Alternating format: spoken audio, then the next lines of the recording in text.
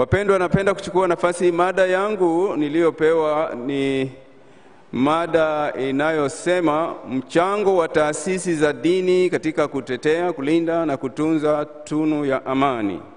Na ninapenda kuchukua nafasi hii kumshukuru Mwenyezi Mungu mwingi wa rehema na neema kwa kutupa fursa adhimu ya kuungana siku ya leo kwa pamoja ili kutafakari kwa umoja wetu na kwa pamoja juu ya jukumu letu la kulea taifa kiroho na kijamii katika kulinda, kudumisha na kueneza upendo, haki na amani, hasa tunapoingia katika wiki ya uchaguzi mkuu wa nchi yetu ya Tanzania.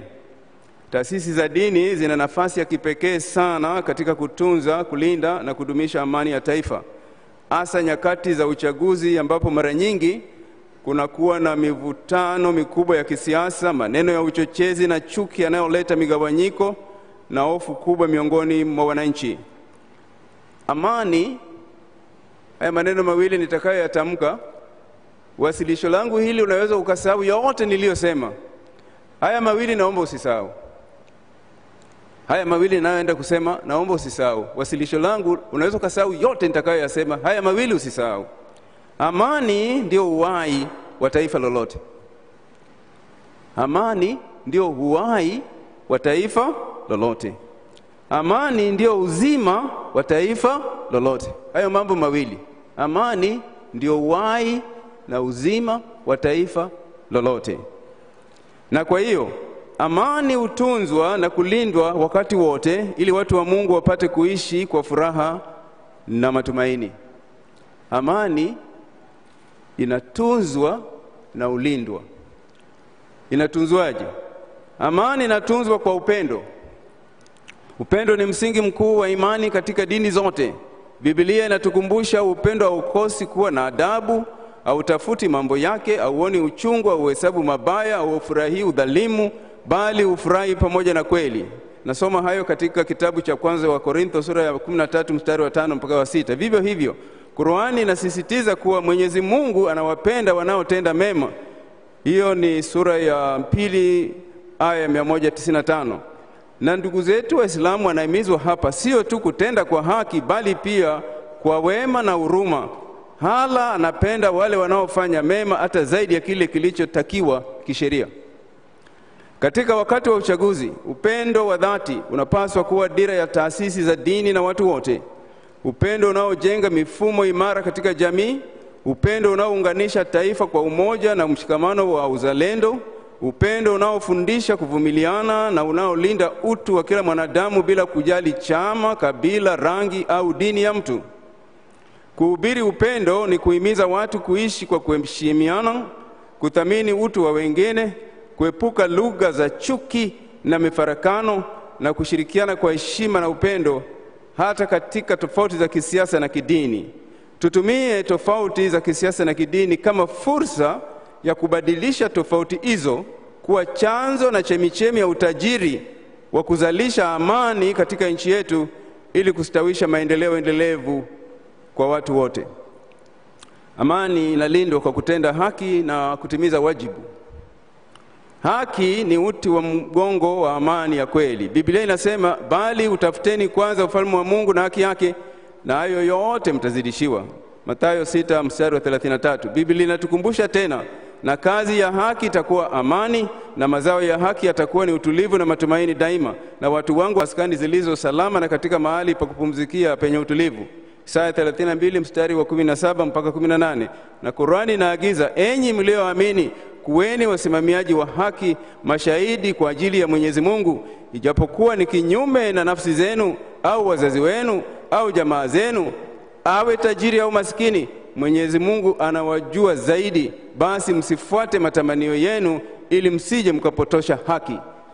Hiyo ni Qur'an sura ya 4 mstari 100 aya ya 135.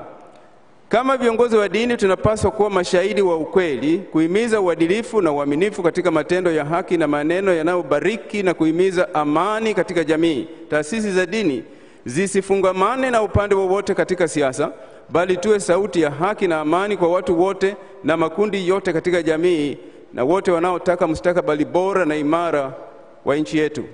Mchango wa taasisi za dini kutetea, kuhifadhi, kulinda na kudumisha amani Amani ni tunu na zawadi ya Mungu kwa wanadamu. Mtu wa Mungu anatakiwa awe chanzo cha amani katika familia, kwenye nyumba za ibada na kwa jamii. Tumekusanyika hapa leo kwa sababu kuna amani katika nchi hii. Kusingekuwa na amani katika nchi hii, leo hii tusingekusanyika mahali hapa. Hiyo inatuonyesha thamani na umuhimu wa kulinda na kutunza amani, kwa sababu amani ndiyo inayotufanya tunatoka, tunatembea, tunaenda, tunaabudu, tunaenda kwenye nyumba za ibada, tunafanya shughuli zetu, ni kwa sababu ya amani. Na inatuonyesha ni kwa kiasi gani amani ni kitu muhimu katika maisha yetu. Biblia inatufundisha kuwatafuteni kwa bidii kuwa na amani na watu wote, na huo utakatifu ambao hapana mtu atakayemwona Bwana asipokuwa nao. Waebrania 12 mstari wa 14. Tafuteni amani kwa bidii na huo utakatifu ambao hakuna mtu atakayemwona Mungu asipokuwa nao. Kwa hiyo amani ni utakatifu ndani ya moyo wa mwanadamu. Na kama alivyosema ndugu yangu aliyepita hapa, amani ni ibada. Ibada inayofanyika moyoni.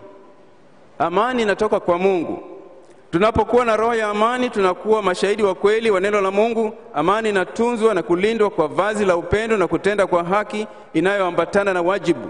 Amani bila upendo na haki inafuta utakatifu, kwa kuwa inaficha mateso na ukandamizaji wa haki. Taasisi za dini ni nuru ya jamii katika kulea, kutetea, kulinda na kuitunza amani ya nchi. Viongozi wa dini mara nyingi huaminiwa sana na jamii, na hivyo kuwa wasuluhishi wazuri katika migogoro ya kifamilia, kijamii, kisiasa na makundi mbalimbali yenye mitazamo inayotofautiana. Wanaweza kuwakutanisha pande zinazokinzana au zinazogombana na kusaidia kupatikana kwa maridhiano na msamaha. Tunapaswa kuwa mfano wa kuigwa kwa ushuhuda wa maneno na matendo yetu, ili kuwa chachu na kielelezo cha amani, kuepuka msuguano katika mifumo ya kijamii na kisiasa. Wakati huu wa uchaguzi, taasisi za dini zina nafasi ya kipekee kiroho kwa kupaza sauti ya kinabii, kuonya, kukemea kwa upendo, ili kila aina ya dhuluma, rushwa, ukandamizaji, uonevu, ukosefu wa haki na matendo yote ya giza yanayokwenda kinyume na mapenzi ya Mungu katika mchakato mzima wa uchaguzi mkuu wa nchi yetu.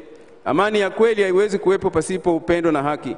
Tuhubiri upendo na kuombea amani, umoja na mshikamano wa kitaifa wa kweli katika ngazi zote, kuanzia ngazi ya familia, jamii na taifa kwa ujumla. Maombi ni silaha ya kiroho.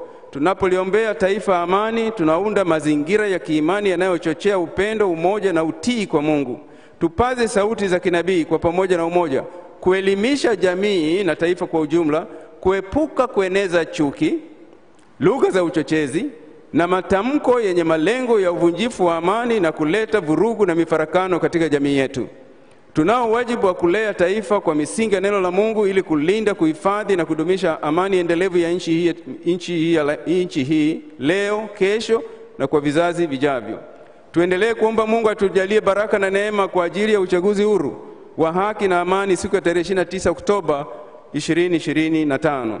Mungu atupe ufahamu na maarifa ya rohoni, ili tuimarishe majukwaa ya mazungumzo ya pamoja baina ya viongozi wa dini, serikali, vyama vya siasa na wadau mbalimbali, kwa lengo la kutafuta mwafaka wa pamoja na maridhiano kwa mambo mtambuka yanayoikabili taifa na changamoto zake. Mwisho, upendo na haki na amani ni nguzo kuu mitatu.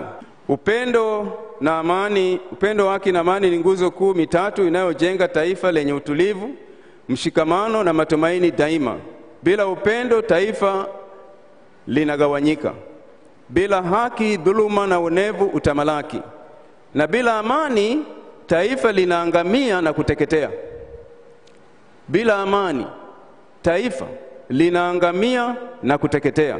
Ni wajibu wetu kama viongozi wa dini kuendelea kuwa daraja la upatanisho na umoja, kuunganisha taifa letu, kupaza sauti ya haki wakati wote, na kuwa taa na nuru ya amani katika kipindi hiki nyeti cha uchaguzi. Tuendelee kuhubiri upendo unaoshinda chuki na uovu, haki inayozaa amani na kudumu, na amani ya kweli inayohakikisha uhai wa taifa letu, utulivu na matumaini daima. Mungu ibariki Tanzania. Mungu bariki taasisi za dini. Mungu atujalie uchaguzi wa amani na utulivu. Asanteni kwa kunisikiliza, na Mungu awabariki.